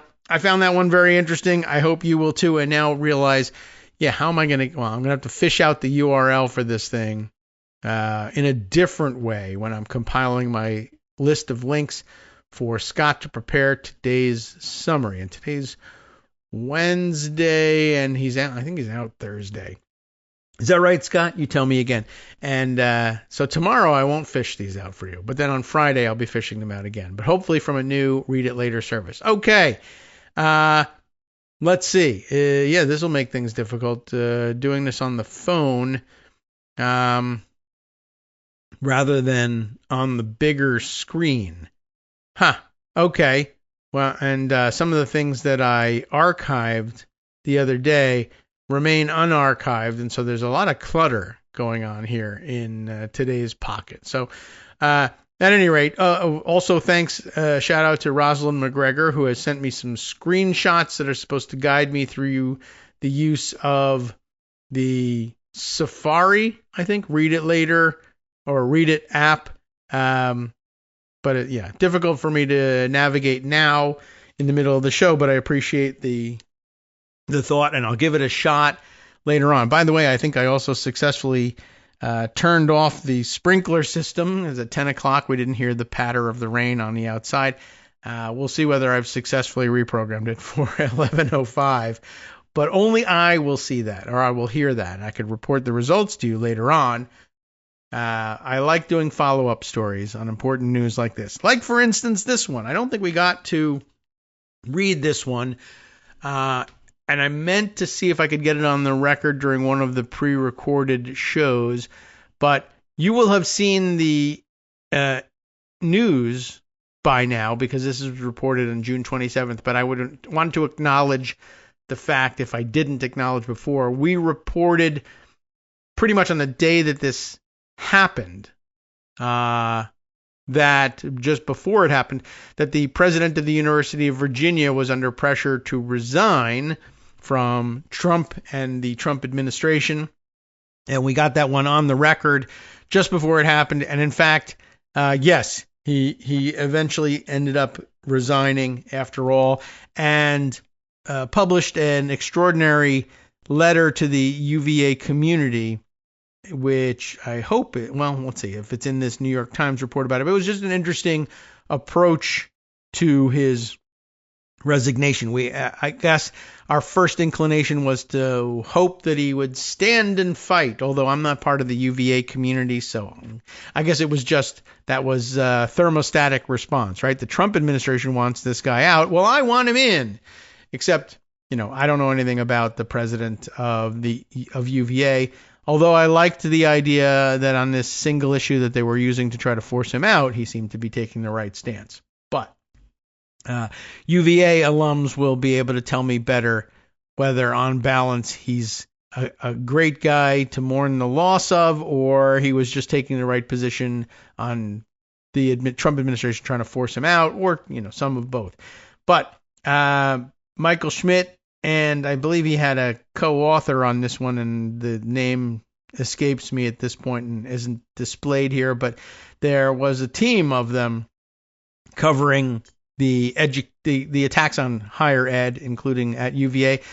The Trump administration on Friday, and this was again back at the end of June, secured perhaps the most significant victory in its pressure campaign on higher education, forcing the resignation of UVA's president, James E. Ryan, over the college's diversity, equity, and inclusion efforts. The extraordinary wielding of federal power to oust the 58-year-old college president showed the unusual lengths the administration would go to pursue President Trump's political agenda and shift the ideological tilt of academia, which he views as hostile to conservatives. No word yet on who will be taking his place, but apparently they have a fairly significant ultra-conservative contingent on the board there, who they call, I don't remember, is it the Board of Visitors that they have there? They have an odd, old school kind of name for their Board of Trustees, and they may be attempting to install, under the guise of placating the administration and averting Trump's gaze from UVA, they may install an ultra-conservative there. Mr. Ryan's resignation also represents challenges for other colleges negotiating with the government, including Harvard. Okay, we've heard of Harvard already. Enough with Harvard. Whose officials have been repeatedly attacked by Mr. Trump and his allies. While the administration has stripped billions of dollars from universities in pursuit of Mr. Trump's policy goals, Mr. Ryan's departure marks the first time a university has been coerced into removing its leader. The reaction to Ryan's resignation was immediate and emotional. On the University of Virginia's campus in Charlottesville, faculty leadership held an emergency meeting to adopt a resolution opposing the change, and hundreds of students and faculty members gathered for an impromptu march to Carr's Hill, the college president's residence. Mr. Ryan emerged from the residence after a few minutes of the crowd chanting, "We want Jim," and "Death to Tyrants," just in case you wanted to know what else they were chanting. A rough version of the state motto, "Sic Semper Tyrannis," which I guess really is just what I've always learned it as "thus always to tyrants." And what's the thus? Well, it's liberty, I guess, standing on the dead body of a tyrant, pretty much, right? Isn't that what gets depicted on the flag? I haven't examined it that closely. But anyway, close enough, I guess. I appreciate you being here, he said to them. I appreciate your support, and regardless of my role, I will continue to do whatever I can to support this place and continue to make it the best place it can be, and I would ask that you all do the same. Ryan informed the board overseeing the school that he would resign after demands by the Trump administration that he step aside to help resolve an alleged, I would say, or purported Justice Department inquiry into the school's diversity, equity, and inclusion efforts, according to 3 people briefed on the matter. I have no doubt that it's real or that the investigation exists. I just don't think it's a legitimate or actually normally conducted investigation because there's nothing to investigate here. There's no crime happening. Anyway, the New York Times reported on Thursday, and we read it, I think, that the Justice Department had demanded Ryan's resignation as a condition to settle a civil rights investigation, which is upside down and backwards, into the school's diversity practices. In other words, you're allowing for civil rights at this school. You're going to be investigated because we are against those rights. In a letter sent on Thursday to the head of the board overseeing the university, which again they refused to name and use their weird terminology for it. I'm a couple seconds late on the music. We'll have to edit this. Anyway, in a letter sent on Thursday to the head of the board, Ryan said that he had planned to step down at the end of the next academic year, but given the circumstances in today's conversations, maybe we accelerate the schedule a little bit, basically. That was the gist of his message to the community, and I think it made some sense. It was sad to see him go, but I think he made a reasonable decision under the circumstances. Hi everybody, it's me, David Waldman. Yes, the same guy who interrupts you all the time. Interrupting you one more time just to tell you again, another reminder that your contributions are what keep this show on the air, and patreon.com, patreon.com, is still among the easiest ways to make the sustaining subscription donations that keep us afloat. Are you ready for the pep talk about how our Patreon campaign is still going strong and growing? Well, too bad.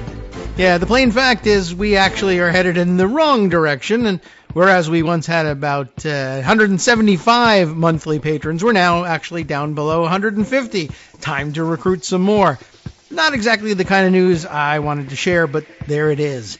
For those of you in a position to support the show, patreon.com does make it easy to make those secure, recurring monthly contributions to do so. Patreon.com/KagroX gets you straight to our donation page. We've been through a lot together. The worst of the pandemic, we hope. The worst of the insurrection, we hope. So go ahead and treat yourself. You don't need an excuse. Give yourself the gift of a little something you enjoy in life. Support the show. And of course, if you happen to prefer using PayPal or even the Square Cash app, we're up and running on those options too. So thanks again, everyone, for all your support. We couldn't, or at least shouldn't, do it without you. Hope you'll be on board soon too. Thanks for all your support. All right, welcome back now to the Kagro in the Morning Show here on Netroots Radio, and hopefully everything works out in our editing of the timing. It's not too far off, just a couple of seconds here and there. Right, we were in the middle of explaining to you, I guess, why did we not? I can't remember whether we covered this when we talked about this before, but why Ryan's decision to resign, despite the fact that, everybody else without any stake in it, or even some with stakes in it, wanted him to, I guess thermostatically, wanted him to resist the calls by the Trump administration for his resignation. But as he was explaining, and as is excerpted here, he had already planned to retire at the end of the next academic year. And given the circumstances in today's conversations, he has decided with deep sadness to tender his resignation now, according to one of the people who was familiar with the matter and briefed on the letter's contents. The exact departure date was unclear. He said in his letter that his resignation could be effective immediately, but no later than August 15th, 2025, according to this person who was briefed on the letter. And I guess basically that was, well, I'm willing to resign now if everybody thinks that's the better thing to do, but if you need some transition time, I can go through August 15th, and then what? I don't know. But then I'm gone. I don't know whether that's a vacation that's scheduled for him or what, or whether that's the outside of the date demanded perhaps by the administration. Not really sure where it came from. We'll see if it's described anywhere in the remainder of the article. But generally speaking, it sounded like he was saying the idea of staying and fighting just to stick it to the administration or to not do this thing that the authoritarians were demanding for the sake of not complying seemed like it would bring down an awful lot of unwanted attention and targeting of the UVA community in an attempt to do what exactly? To extend his tenure there by one more year, given that he was planning to leave anyway. I mean, he could cancel his plans for retirement and try and fight and stay there till he died, but, that wasn't in the cards, and it made a good amount of sense. If he was on his way out and it was a definite thing, and I'm gone in a year, one more year of Ryan's presidency probably not worth the damage that could be done in the meantime by these lunatics in the federal government.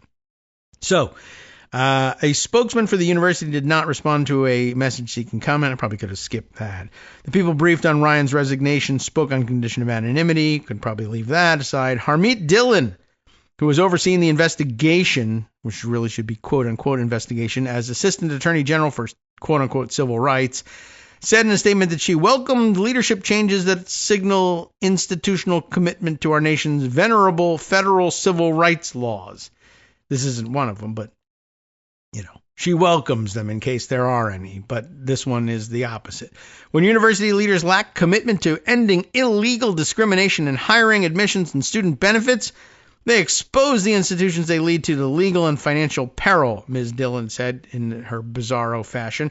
Again, keep in mind that the president of UVA was committed to opening up the hiring, admissions, and student benefits at UVA to a broader cross-section of students and faculty and prospective students, prospective faculty members than either had ever been the case before, or looking to reach out to affirmatively include underrepresented and important factions of our country and of the state in particular, and that is viewed by Harmeet Dillon as a violation of the nation's civil rights laws. That's, of course, what the nation's civil rights laws were written to do, but in bizarro world, we launch investigations against people who actually do try to bring in and include as many aspects of our country and culture as possible. No, we need it to be as white as possible. That was the point of the civil rights movement and the civil rights laws passed in its wake, and that's how we're interpreting it. I mean, it's really rather insane. Anyway, the Justice Department has targeted the University of Virginia for at least the past month, but 10 days ago, government lawyers tasked with enforcing federal laws, believe it or not, issued a stern warning to the board overseeing UVA that the school needed to act quickly. The department informed the college of multiple complaints of race-based treatment on campus and of the government's conclusion that the use of race in admissions and other student benefits were, quote, widespread practices throughout every component and facet of the institution. Time is running short, and the department's patience is wearing thin, the letter dated June 17th said. And, of course, the real DOJ doesn't say things like our patience is wearing thin. So, anyway, the letter was signed by Ms. Dillon and Gregory W. Brown, the Deputy Assistant Attorney General for, allegedly, civil rights. Both are graduates of the university, so you can understand why they hate it so much, I guess.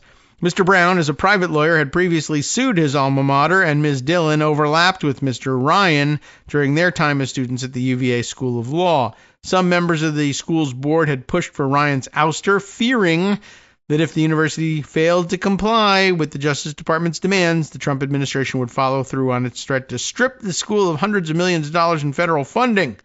The university received at least $355 million in federal research grants in 2023, according to data compiled by the New York Times. Board members have also expressed concerns that under Mr. Ryan, the school had not properly dismantled the school's diversity initiatives, despite a 2023 Supreme Court decision doing away with affirmative action and Mr. Trump's executive order aimed at eliminating diversity, equity, and inclusion programs, which is not the same thing as a Supreme Court decision. And really, these days, a Supreme Court decision is not the same thing as what a Supreme Court decision used to be anyway. Back in the olden days, in recent days, members of the board appointed by Governor Glenn Youngkin, the fleece-vested so-called moderate, on his way out of his one term, a Republican, of course, had talked to senior Justice Department officials to learn what could be done to resolve the situation and were told that Mr. Ryan had to go. In response to those discussions, members of the board had been anxious to demonstrate to the Trump administration that Mr. Ryan would indeed step aside. According to one of the people familiar with the matter, the email sent to alumni on Friday afternoon confirming that he had resigned said that he had been inclined to fight for what I believe in, but that he could not make a unilateral decision to fight the federal government in order to save my own job. Right? To do so would not only be quixotic, but appear selfish and self-centered to the hundreds of employees who would, or at least could, lose their jobs, the researchers who would lose their funding, and the hundreds of students who would lose financial aid or have their visas withheld, he wrote. And that's who Trump was really threatening in order to get his way. He was heartbroken, he said, to be leaving the university this way. UVA has been considered among the top 5 public universities for more than 2 decades, according to U.S. News & World Report rankings, and has maintained that position during Mr. Ryan's tenure. This year, the Princeton Review ranked the university as the second best value among all public colleges. So let's wreck it, right? Last year, Time magazine ranked the college as the 4th best public school at producing future leaders, including those, of course, who will sue the school that taught them to lead and tell them that they ruined their lives and stood in the way of their opportunities as they throw stones down on the university and the president's head from high government office. You can see how Gregory Brown's career was destroyed by the anti-white discrimination that he experienced there. All he did was earn a degree, go on to law school, and land at a top job at the Department of Justice. How dare they? Anyway, Ryan developed a reputation during his, it says here, by the way, he has been president since 2018, unanimously approved for another contract in 2022, but now the board wants him out for some reason. During 7 years on the job, he developed a reputation as a champion of diversity, and that's the problem here. He encouraged community service. Boo. Helped drive an increase in the number of first-generation students. Discrimination. He summed up his philosophy as one aimed at making the university both great and good, describing his goal of striving for academic excellence in a manner that would benefit society. What a crock of crap. Anyway. But that rankled conservative alumni and some Republican board members who accused him of imposing his own ethics and values on college students, being good and benefiting society. What a jerk. Anyway, the overt commitment to social equity clearly accelerated on Ryan's watch, said Jim Bacon, a journalist and conservative commentator who co-founded the Jefferson Council, a group of university alumni who had been critical of Mr. Ryan. Pursuing social justice, as opposed to focusing on the core mission, means that instead of educating kids, he's indoctrinating them. Yeah, just look at what happened to that guy, what's his name, Gordon Brown, right? He graduated from there, and look at him, he's an idiot. So he's clearly not educating these kids. Before becoming the university's president in 2018, Ryan served as the dean of Harvard Graduate School of Education, where he was praised for his commitment to DEI programs, and that was, of course, the big problem. Let's see. Ann Brown, co-chairwoman of the university, or the advisory council of Wahoos for UVA, and I remember finally figuring out that was a group of good guys, it sounded like. A group of students, alumni, and faculty and staff committed to viewpoint diversity and UVA's independence from political interference. I'm for that too, said that after the Times' report on Thursday, there'd been a surge in support for Mr. Ryan. His removal would be extremely damaging to the university, but this also isn't about one man, even if that man is the president, said Ms. Brown, who graduated from the university in 1974 and its law school from 1977. So you can see Virginians and people on their way up in the world were unable to make any use whatsoever of their university education, right?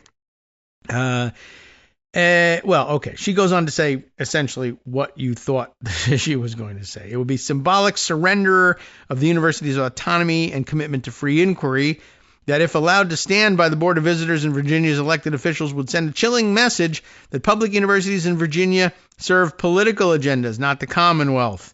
Oh, well, I guess that's kind of where we find ourselves. And, it's not like the story ends there either. Here's some news that I saw across the blue sky transom as we were reading this.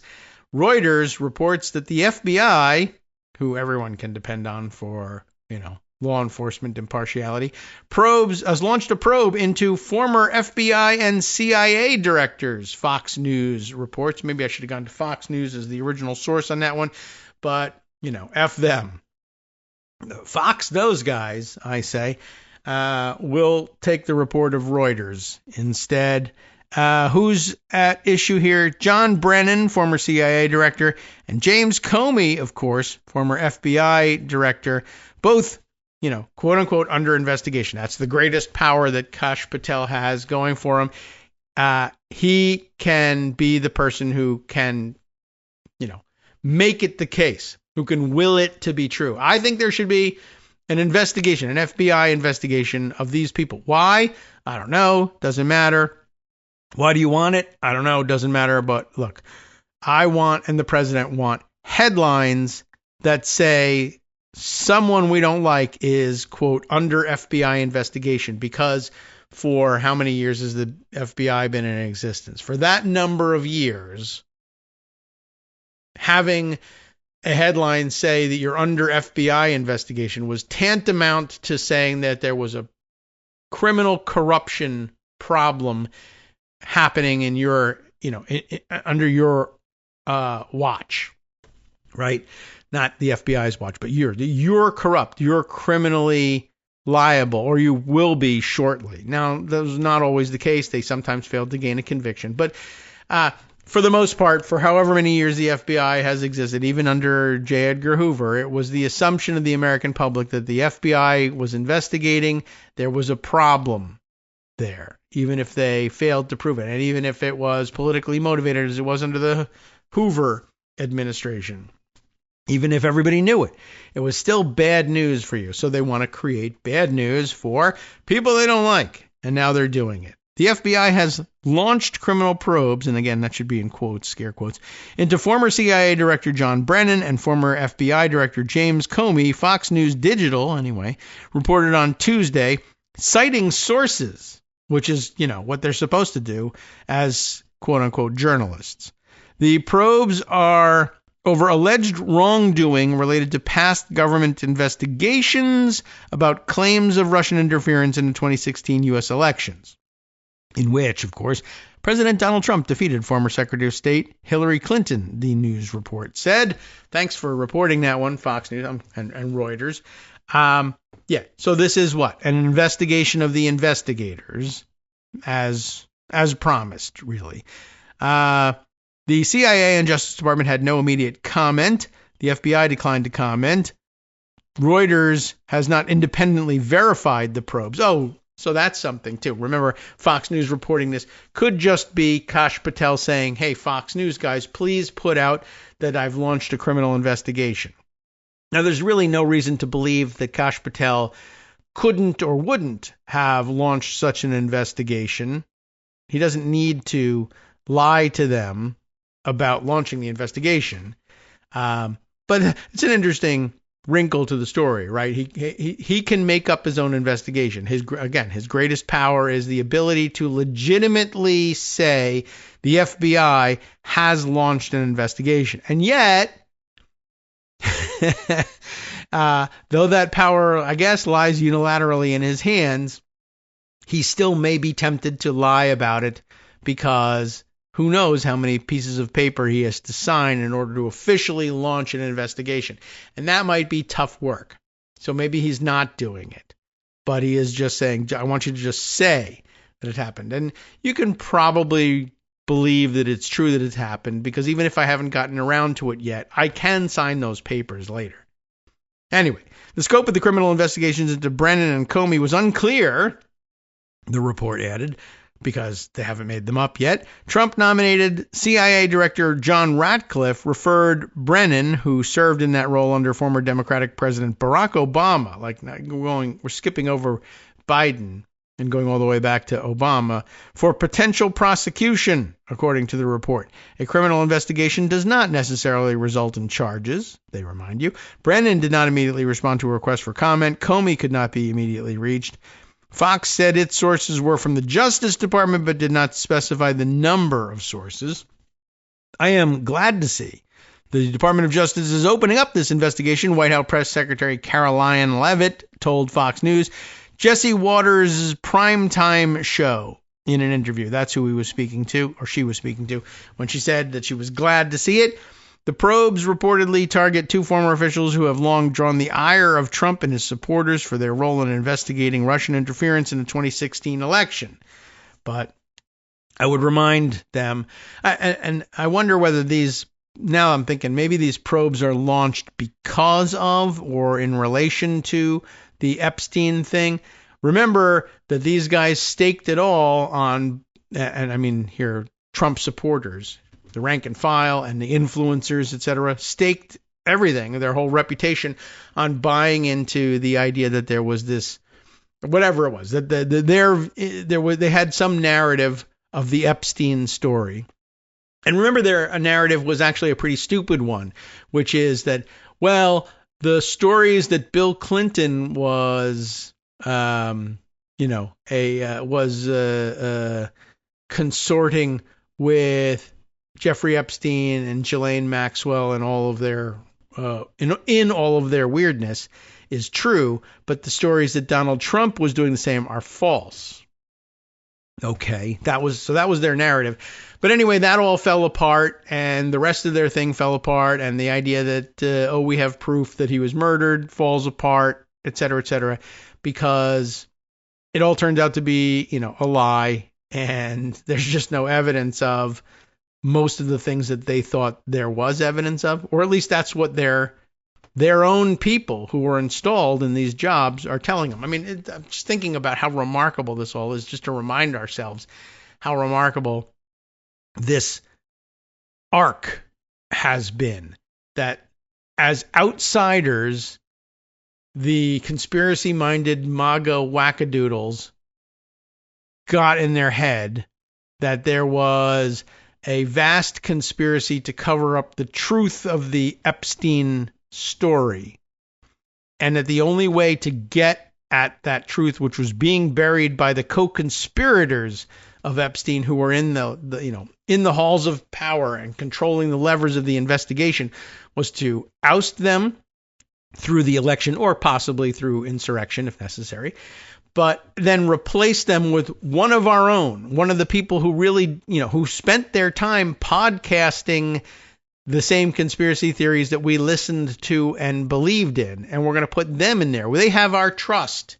We send them as our proxies into the FBI and the Justice Department, and they will reveal the truth. And they'll reveal the truth to us not only through official pronouncements from the FBI and DOJ, but by inviting the other conservative influencers who have not landed in the federal government, even if they've landed in state governments around the country. And I'm thinking here of, what's her name? Chaya Raichik. And Chris Rufo and others. But anyway, we'll invite them, and they'll be the conduits. Kash Patel and Dan Bongino and Pam Bondi will invite these influencers in to be the conduits to bring us the information that the insider, anti-Q, conspiracy weirdos from the Obama and Biden administration were hiding from public view. And then Bongino sweats bullets as he realizes, oh my God, I've now seen the files and there's nothing there. How am I going to explain this to people? My entire reputation. The reason I'm here is because they trusted me to tell them the truth, and that I had told them all along, and they believed all along that the truth was that there was this, not only this vast conspiracy, but plenty of evidence for it. And either there isn't any, and I'm an idiot, and they are idiots for listening to me, and they are idiots for believing that I'm not telling them the truth now, and I have to tell them so, or even worse, the truth is, oh my God, Donald Trump is a filthy pervert and his fingerprints are all over this stuff, and I can't reveal it, or he'll, have me killed or sent to Guantanamo or CCOT or God knows what. Or at the minimum, I'll lose my meal ticket, and we can't do that.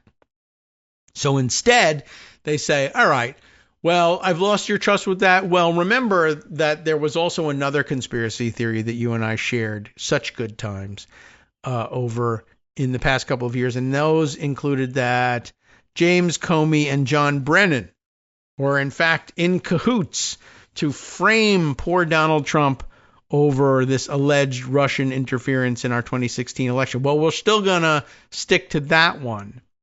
And we can probably ride this one for the next couple of years.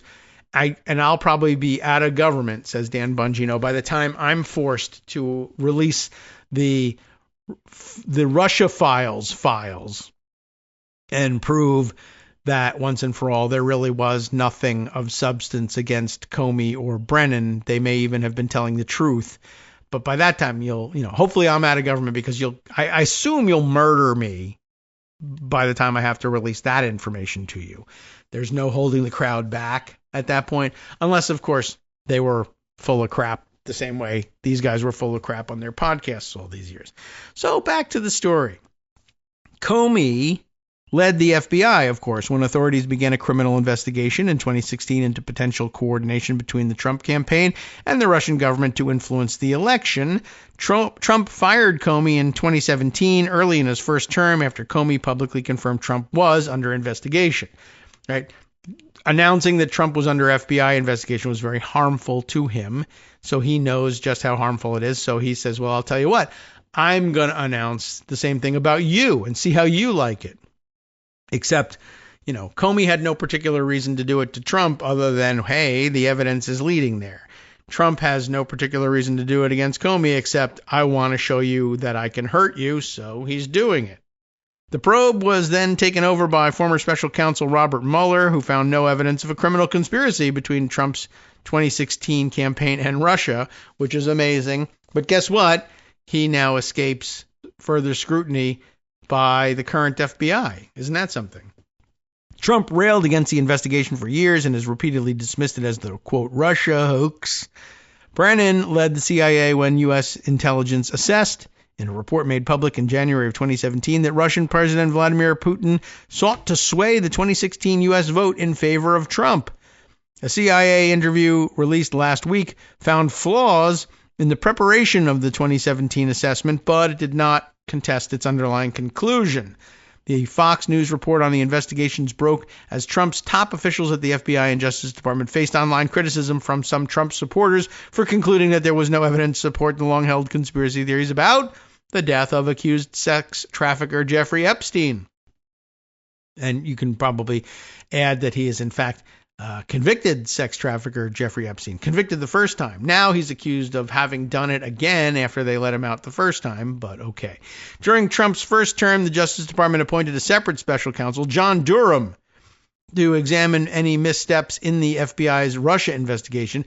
Durham brought charges against 3 low-level figures who worked on the probe or provided information to investigators, but did not find evidence of a conspiracy to target Trump.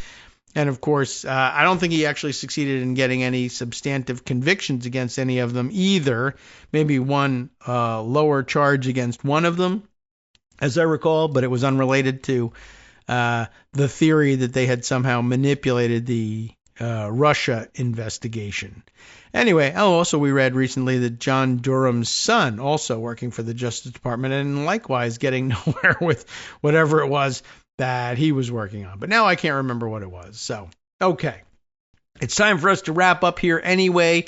And like I said, I've been having difficulty fishing out stories from Pocket, but I plan now to download all of that stuff and transfer things elsewhere. Thank you for your suggestions about other alternative read it later services that I can or should be using. And I happen to see the news being shared now. Jen Bendry reporting, let's see what's happening in the Senate. Oh, it's Kimberly Guilfoyle, Donald Trump Jr.'s former fiancée, getting her nomination hearing for being Trump's ambassador to Greece, which is interesting in its own right. And I wondered the other day when we heard that Ted Cruz was on vacation in Greece, whether he was visiting Kim Guilfoyle, but I guess she's not there yet. So that's the answer to that one. And Kim Guilfoyle came to mind earlier in the show. Oh, yeah, that's right. When Greg happened to mention that David Paterson, former governor of New York, is married to, who did we say? Curtis Sliwa's ex-wife or ex-fiance or something like that. And it just occurred to me like, hey, that's just like the Kimberly Guilfoyle thing. How odd is all of that, and how interesting it is. I guess there are just some people who are interested in politics and like me, and it makes some sense, I guess, that they might travel in those circles and, I don't know, meet and then date those people, even if they are from diametrically opposed political philosophies, let's say. Democratic former Governor David Paterson and wackadoodle reactionary Curtis Sliwa. All right, time for us to close things out. And it feels like we're still trying to get our feet underneath us after being away from the microphone on vacation. And we got 2 days left to do it. Thursday, tomorrow, where Greg Dworkin will join us once again. And hopefully I'll have some organization available for my links. And then Friday, it's time now for me to get to the behind-the-scenes work of talking to Ian Reifowitz about arranging his Friday visit. I owe him an email back. Ian, if you're listening, this ought to suffice. But if not, and likely not, because you got work to do, I'll get in touch with you. It'd be great to bring you back on the air for Friday. Next, though, on Netroots Radio, of course, it is the West Coast Cookbook and Speakeasy with Justice Putnam. He's organized his thoughts. He's even told me what they are likely to be, or in fact has committed to what they are for today. The American public, he begins, knows Donald Trump is lying about tariffs once again, and they've figured it out without any help from the White House press corps, who continue to accept his lies as answers. Good point, well made. By the way, he's also decided he's going to raise the tariffs on copper. I didn't realize how much copper, or if any copper, was being imported. What's that going to do to home building prices in addition to firing all the people who construct these places? Anyway, that plus RFK Jr.'s vaccine policy now sparking a lawsuit from the American Academy of Pediatrics, as one might have expected. From netrootsradio.com. You have been listening to Kagro in the Morning with David Waldman. And we're reminded that Trump appointees have ties to companies that stand to benefit from privatizing weather forecasts. Here's a story I meant to set aside for today's discussion. He's got it for you. Trump has blocked the click-to-cancel rule intended to make canceling subscriptions easier just before it was supposed to go into effect. Thanks, Trump. See you tomorrow.